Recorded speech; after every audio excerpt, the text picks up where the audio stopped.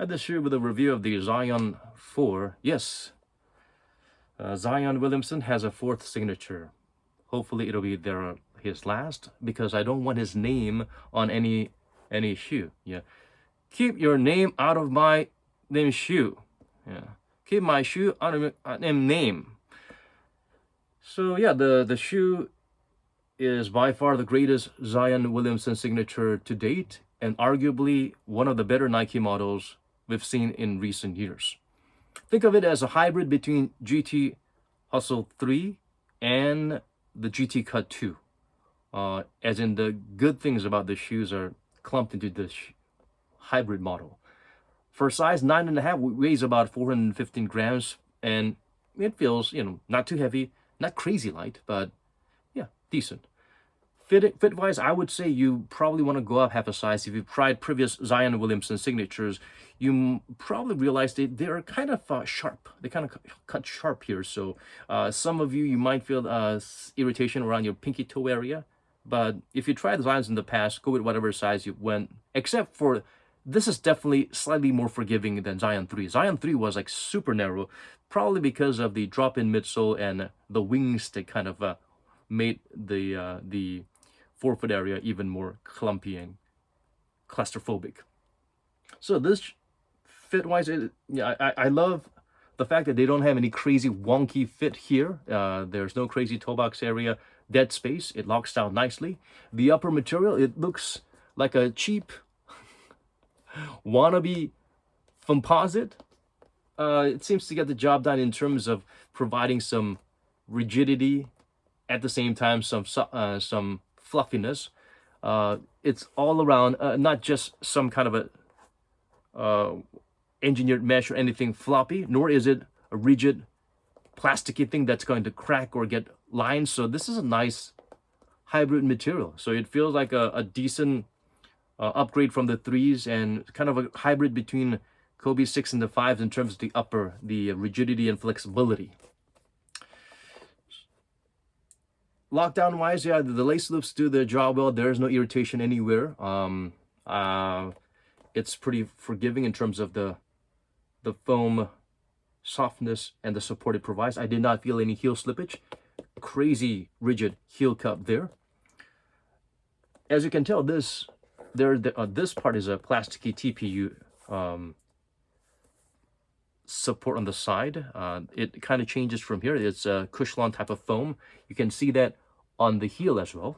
And what's most surprising is you will see a zoom strobel, full-length zoom strobel, and around it, a Cushlon kind of foam. The foam definitely feels better than any proprietary or run-of-the-mill EVA or Phylon midsole. So this is pretty soft and forgiving. And as you can see, the zoom here is visible on the forefoot from the outsole, but not in the heel. So there is a curved shape that provides a decent heel to toe drop or offset. That is nice.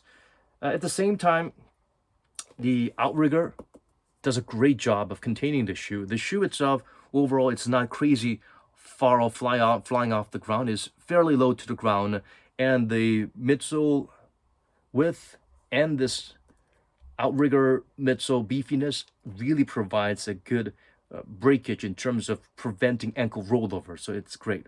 Again, it's lower to the ground compared to most shoes with drop-in midsoles. So added to that, it's got this crazy, super soft Lunarlon-like Cushlon 3.0 drop-in midsole. So this is definitely, can you see how soft it is? Let me show you how soft this thing is. This is how soft it is. It's freaking Lunarlon revived into a 2.0 version. I love this. Soft. So soft. It's exactly the kind of curved shape with a little concave groove on the core, like the GT Cut 2 midsole, except this one a lot more softer and forgiving. And slightly different from the GT Cut 2 is that the GT Cut 2, even though it's like curved like this, it had a beefier forefoot midsole thickness, and the heel was a little bit thinner. But this one, it's pretty much almost identical, and at the same time it's a bit lifted because of the curvature of the zoom swivel here. It kind of rides up in the heel. Still, I wish they would have had a little bit more addition to the heel. It does have a decent heel to toe drop, but I wish they had a little bit more of a steeper heel to toe drop, because even though this is curved, once you put the shoe on, it kind of goes like that, so it kind of feels flat. But again, it's better than having a sinking feeling in your heel. So this is decent. Those are very sensitive about heel drooping shoe setup that kind of might provide Achilles tendonitis. Maybe you might want to really lace up the shoe and check if you feel that sinking sensation or not. Again, this is kind of a straightforward, flat feeling shoe.